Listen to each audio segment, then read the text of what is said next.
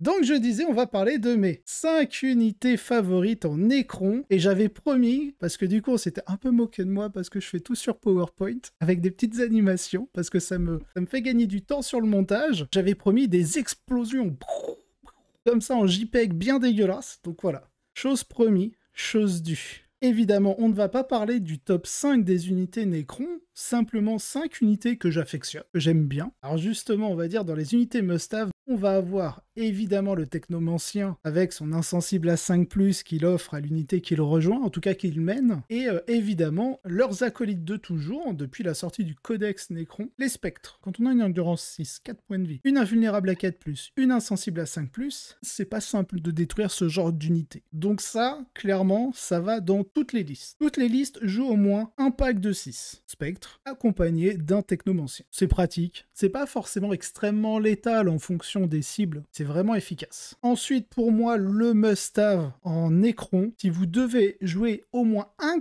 temps, peu importe la liste, peu importe le détachement que vous allez jouer, et non, ce n'est ni le Nyctophore, ni le Dragon du Néant, ni le Deceiver, je sais plus comment on le traduit en français, le Mystificateur, c'est ça, je sais plus. En tout cas, celui que je conseille au moins un par liste, car personnellement je le trouve excellent, c'est le Transcendant. Tout simplement parce que sa capacité à se téléporter sur le champ de bataille lorsque vous lui faites faire une avance, je trouve ça incroyable. Que ce soit de manière agressive, si vous voulez mettre la pression à un endroit du champ de bataille contre votre adversaire, hop, vous le mettez à 9 pouces, et votre adversaire, il se démerde avec. Le gars, vous avez des tirs de mémoire avec touche soutenue, des attaques aussi avec touche soutenue, bref, je trouve très sympa. Ou alors de manière défensive, si vous devez vous replier, il suffit de faire hop, une avance, vous le ramenez chez vous, il est safe, il est sécurisé, il est tranquille. Donc voilà, Transcendant Cthulhu, pour moi, il est vraiment, vraiment excellent. Le seul reproche que j'aurais à faire à Games Workshop pour le Transcendant Cthulhu, c'est qu'à l'heure actuelle, de ce que j'ai compris, le seul moyen de l'avoir, c'est d'acheter le Tesseract. Ça fait un peu cher, le Transcendant Cthulhu,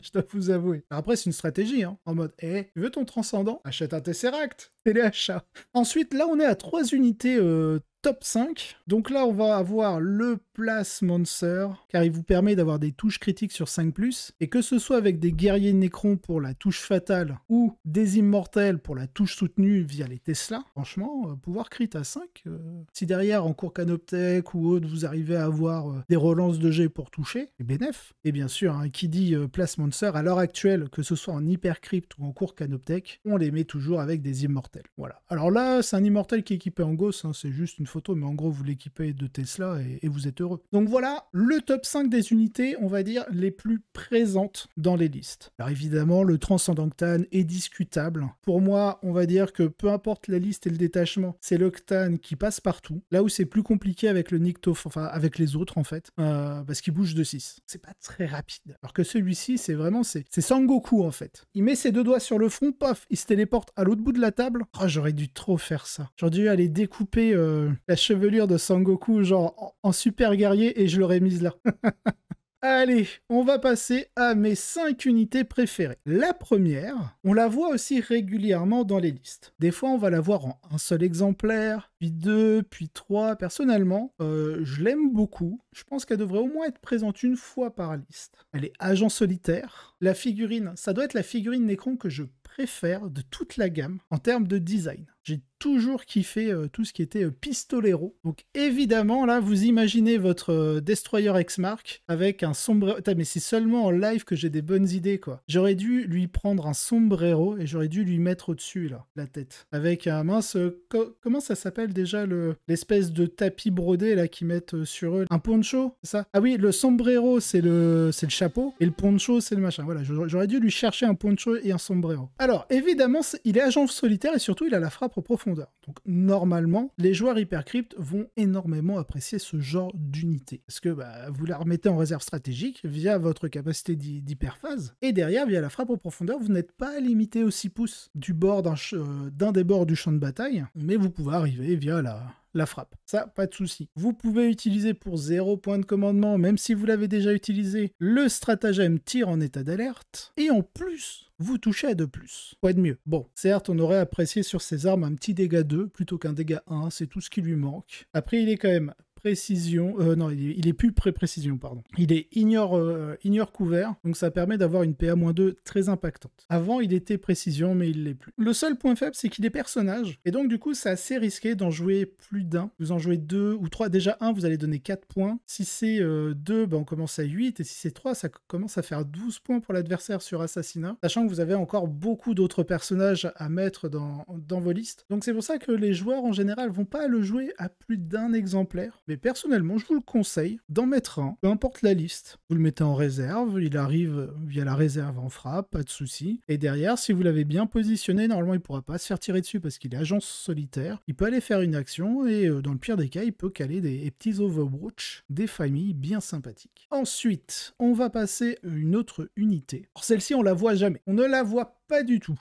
Elle a des lacunes, elle a une bonne mobilité. De mémoire, elle peut se retirer du champ de bataille et revenir, et vu qu'elle a la frappe en profondeur, elle revient où elle veut à 9 pouces, évidemment. Cette deuxième unité, oui, ce sont les destroyers ophidiens. Alors, clairement, on va pas parler de leur arme de mêlée, même si elle a une bonne pénétration d'armure, elle a de bons dégâts. La seule chose qui pêche vraiment dans cette unité, c'est sa force. Force 4, what the fuck. Vous avez simplement des destroyers Scorpec qui volent plus vite. Littéralement, c'est ça. Alors je suis allé voir, je crois qu'on est à 90 points les 3. C'est un peu cher. Après, vous avez quand même des petits gus qui sont durant 5, qui bougent de 10, 3 points de vie. Donc il y a quand même une certaine résilience. Bon, si on a vraiment envie de les sécher, on va les sécher. Mais si vous les jouez juste en petit pack de 3 qui se barrent à la fin du tour adverse pour revenir ensuite sur le champ de bataille pour valider des actions, que ce soit investiguer les signaux si vous êtes en objectif tactique, que ce soit les balises si vous êtes passé en fixe. Bref, c'est vraiment une unité qui est très très pratique. Trop souvent, je vois des joueurs qui veulent jouer, et en même temps, ça coûte pas cher et je les comprends. Ce sont les destroyers, tout court, les destroyers locust. Le fait de frappe en profondeur à chaque tour est sympa, et le BM aussi, mais je pense que c'est mort avant d'arriver au cac. Ah non, mais le but, justement, ailleurs, c'est de pas les envoyer au cac. Hein. C'est clairement pour moi une unité qui est là pour faire des actions. Et en fait, le problème qu'on peut avoir sur certaines unités, notamment les scarabs,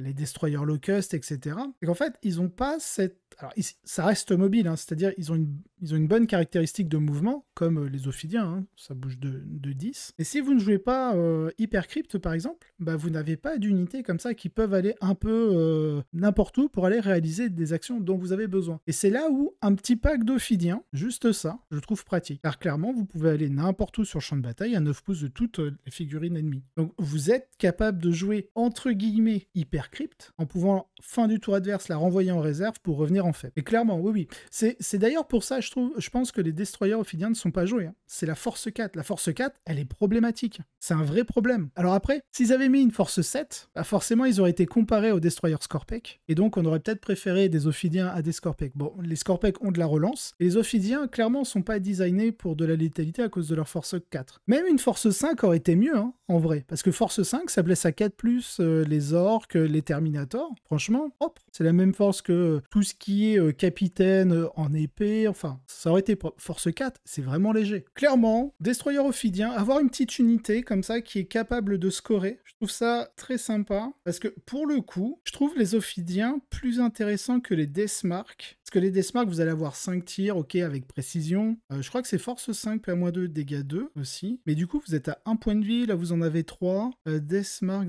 c'est dans les dés. C'est 60 points, c'est 30 points de moins, les 5 Deathmark. C'est discutable. Les Deathmark ont cette capacité de frappe en profondeur qui est plutôt intéressant, mais après, une fois que vous les avez posés, ils vont nulle part, sauf si vous jouez Hyperphase, enfin Hypercrypt, évidemment. De toute manière, dans toutes mes... dès que vous allez avoir dans des index des unités qui sont comme ça, capables de se barrer et de revenir, je trouve ça trop fort. Parce que déjà que je le fais avec les scouts, et les scouts, ils reviennent via la réserve strat, donc c'est très limité. Donc là, dès que vous avez, comme les rôdeurs hein, en tyrannide, cette capacité de se barrer et de revenir n'importe où sur le champ de bataille, moi je trouve ça insane pour valider du score. Vous obligez votre adversaire à utiliser des ressources pour faire écran et de vous empêcher de revenir à chaque tour. Je trouve ça incroyable. Bref, je pense que vous avez compris le fond du pourquoi, du comment j'affectionne les destroyers ophidiens. Donc on va passer à la suivante. suivante. Ensuite, prochaine unité, alors là, ce n'est pas de moi, clairement. Rendons à César ce qui appartient à César, je dirais même plus, rendons à Josh Roberts ce qui appartient à Josh Roberts, car c'est le premier joueur que j'ai vu jouer cette unité-là, qui m'a fait me dire « Ah, on va jeter un petit coup d'œil aux unités Forge World quand même des Necrons, parce qu'on a tellement l'habitude de jouer en Index et Codex qu'on en oublie en fait les unités Forge World. »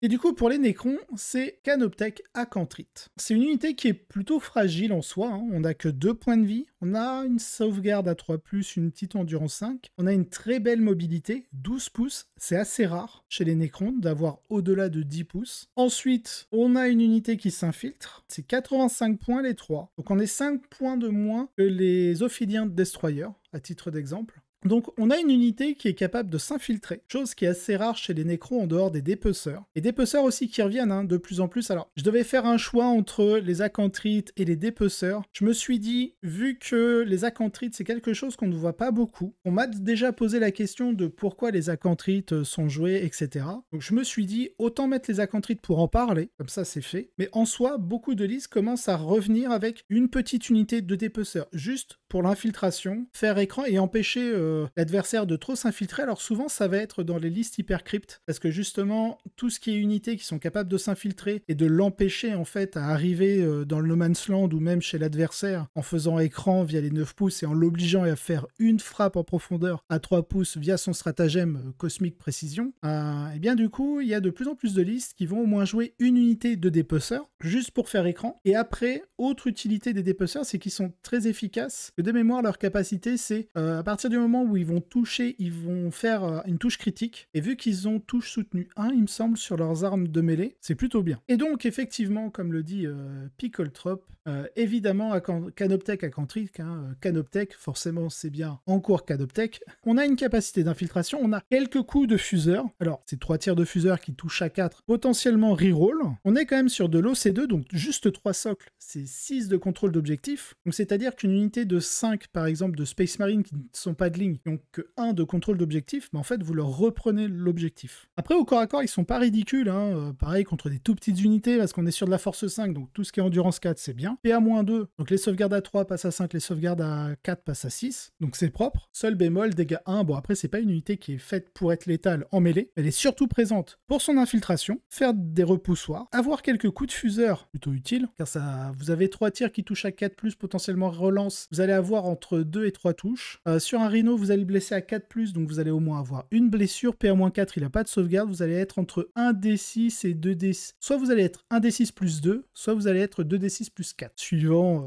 les jets de dés. Donc au final, c'est une unité qui s'infiltre, qui fait écran, qui peut aller faire des actions, qui a 6 de contrôle d'objectif, c'est pas ridicule, qui peut potentiellement, dans quelques match-up avec des transports, vous avez des transports endurance 9, via les tirs de multifuseur, plutôt pratique, vous êtes Canoptech, donc si en plus vous maintenez le contrôle sur un objectif, que vous avez la portée pour, c'est quoi, c'est 12 pouces, donc faut être à 6 pouces d'un transport pour proc le Melta, vraiment elle a beaucoup d'utilité pour seulement 85 points. Et de mémoire, les socles sont pas énormes, donc vraiment prenez, en plus ce sont des bêtes, donc ça traverse les murs, et ça vole, donc ça se désengage très bien. Ensuite, on va regarder une autre unité, et la prochaine, on l'a énormément vue en V9, on l'a un peu vue en début de V10, ce sont les Tombblade, donc les mécanoptères, que je commence à apprécier, de nouveau, ils sont à 75 points les 3, ils sont vraiment cool. En fait, si vous ne voulez pas jouer des Ophidiens, parce que ça coûte 90 points, vous pouvez jouer des mécanoptères à la place. Le seul problème, c'est que vous n'allez pas pouvoir vous retirer du champ de bataille pour revenir plus loin, parce que la seule chose que vous faites, c'est de pouvoir tirer puis bouger de 6 pouces, ce qui est déjà très bien. En fait, vous avez une mobilité de 12 pouces, vous avez des armes, les carabines Tesla par exemple, qui sont assaut, donc vous pouvez faire des avances, tir plus mouvement. Vous êtes OC2 aussi, donc ça veut dire que sur 3 socles, vous avez 6 de contrôle d'objectif. Vous avez la capacité éclaireur 9 pouces, donc ça veut dire que déjà, premier tour, si vous commencez, vous pouvez jouer agressif et bouger de 9. Derrière, vous rebougez de 12, vous faites un tir, vous rebougez de 6. Donc vous êtes déjà à 9 et 12, 21 et 6, 27. Plus 1 des 6, on va dire d'avance si vous jouez avec les carabines Tesla, entre 30 et 31 pouces, pour aller justement chercher une action en général. Si vous avez une liste, alors contrairement aux Ophidiens,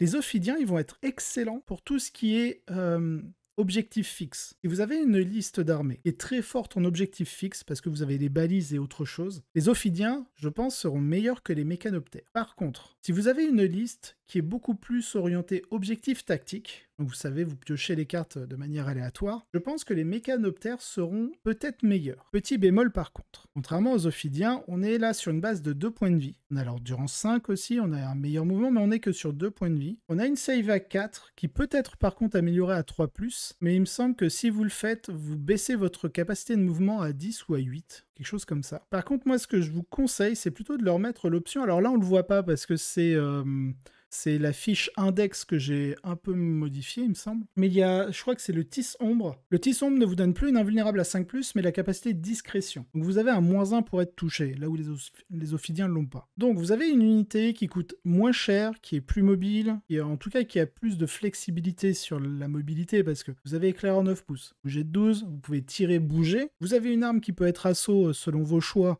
et donc vous pouvez avancer et faire vos trucs. Donc vraiment, c'est une unité qui est beaucoup plus orientée, on va dire, vers les objectifs tactiques que vraiment les objectifs fixes. Parce que si vous voulez tirer et bouger, bah derrière, vous ne pouvez pas faire d'action. Parce que pour faire une action, il faut être éligible au tir. Et on n'est pas éligible au tir si on a déjà tiré. Pour rappel, hein, pour être éligible au tir, il ne faut pas avoir déjà tiré, il ne faut pas avoir avancé, il ne faut pas avoir désengagé. Si vous avez une arme d'assaut, vous êtes éligible pour tirer après, enfin pour faire l'action après avoir avancé. Parce que vous êtes éligible au tir après avoir avancé si vous avez une arme d'assaut. Si vous avez des capacités qui vous permettent de désengager, tirer. Donc, ça veut dire être éligible au tir après avoir désengagé. Vous pourrez le faire quand même, l'action. Mais de base, vous n'avez pas ça avec les mécanoptères. Donc, c'est pour ça que si vous vous orientez plus vers du fixe, je préfère les ophidiens destroyers, et c'est pour ça que j'ai mis les ophidiens destroyers un peu plus en avant. Parce que la vraie différence qui se fait entre les Tombblade, donc les mécanoptères et les ophidiens, en fait, les ophidiens, quand ils arrivent en frappe, ils sont limités quand même à 9 pouces. Hein. Si ce n'est pas à 12, si l'adversaire joue des infiltrators ou des figurines qui repoussent justement à 12, bah les ophidiens, ça, ils gèrent pas. Ils subissent même. Là où les mécanoptères, vu qu'ils sont en jeu déjà de base, ils n'arrivent pas de la réserve ou autre, donc en fait, le screen, ils s'en foutent. Donc c'est vraiment deux styles de jeu qui diffèrent. Et suivant vos préférences, je trouve les deux sont intéressants, l'un comme l'autre, suivant votre manière de jouer. Moi, par exemple, bon, j'ai mis les mécanoptères parce que je les aime bien. Mais si je dois les comparer aux ophidiens, les ophidiens sont beaucoup plus proches de mon style de jeu que les mécanoptères. On passe à la suite. Donc du coup, ma dernière unité. Alors celle-ci, je pense que personne devinera. Allez, on va jouer un petit jeu, essayer de deviner ma dernière 5e unité Necron favorite. On va, je sais pas, qu'est-ce que je pourrais dire? Déjà, c'est Canoptech. Je donne un gros indice là quand même. Canoptech et unité de soutien, on va dire. Ah, la Spider, exactement. C'est l'araignée, l'arachnide de Canoptech. Je l'affectionne tout particulièrement. Alors vous pouvez voir, hein, j'ai apporté une petite modification parce que le codex a apporté le fait que son insensible à 5+, qu'elle donne, c'est pas que contre les attaques psychiques, c'est aussi contre les blessures mortelles. Maintenant, qui est plus vraiment un malus en fait au Necron, parce qu'il a énormément de ressources avec l'insensibilité. Le technomancien dans les spectres, les Ctans, ils l'ont tous. Ça a été généralisé et je trouve ça un peu triste parce que très longtemps, un moyen de défaire les Necrons, ça a été de générer pas mal de blessures mortelles. Et justement, l'araignée Canoptech était là pour prodiguer justement un air d'effet, comme dirait JJ, une zone d'effet qui permet justement de profiter d'une insensible à la douleur contre les blessures mortelles. Elle a un autre aspect que j'aime beaucoup aussi, c'est qu'elle peut régénérer des packs des socles de nuées de scarabée. Donc ça, c'est un petit plus. Et après, mine de rien, Pépette, 5 attaques, bon, touche à 4, hein, en même temps, lui demandez pas... monts et merveilles, hein. Et je veux dire, vous avez 5 attaques de mêlée, force 8, PA-2, dégâts 2. Vous avez une bulle de 5+, contre les blessures mortelles et les attaques psychiques. Vous régénérez quelques nuées, enfin, franchement, j'aime bien. OC2, ça peut rester pas très loin de votre zone de déploiement. Je sais plus, est-ce qu'elle donne encore cet insensible à 6 au véhicule? Ouais, elle le donne toujours. Donc, let's go. Une unité que j'aime bien. 75 points. Endurance 7, 6 points de vie. Ok. C'est ok. En vrai, c'est ok. Elle peut se régénérer. Endurance 7, c'est pas mauvais. Save à 3 pour une petite araignée qui reste et qui va juste donner une bulle. Mais dans un univers où les Necrons vont se faire nerf, vont plus avoir assez d'insensibilité à la douleur, je suis désolé, l'araignée, elle est pas mal. Voilà. Ouais, c'est vraiment... Il n'y a pas vraiment beaucoup d'arguments, en fait, à Canoptech Spider. C'est simplement, est-ce que vous avez accès à des sources d'insensibilité à la douleur contre les blessures mortelles? Si c'est le cas, bah, du coup, vous vous en foutez de l'arachnide. Par contre, si vous en avez besoin, là, ça devient un choix qui est plutôt plaisant. Et c'est tout pour les 5 unités favorites en Necron. Si vous avez apprécié cet épisode, n'hésitez pas à liker, vous abonner et laisser un commentaire. Cela aide énormément au développement de la chaîne, et je remercie tous ceux qui le font. Si vous voulez avoir les épisodes en avance et sans publicité, vous retrouverez en description le lien directement vers ma page Tipeee, ainsi que d'autres contreparties. De plus, vous aurez un lien d'affiliation du partenaire de la chaîne, MyHobbyPlace, si vous souhaitez passer commande. Allez, sur ce, je vous souhaite un excellent wargame.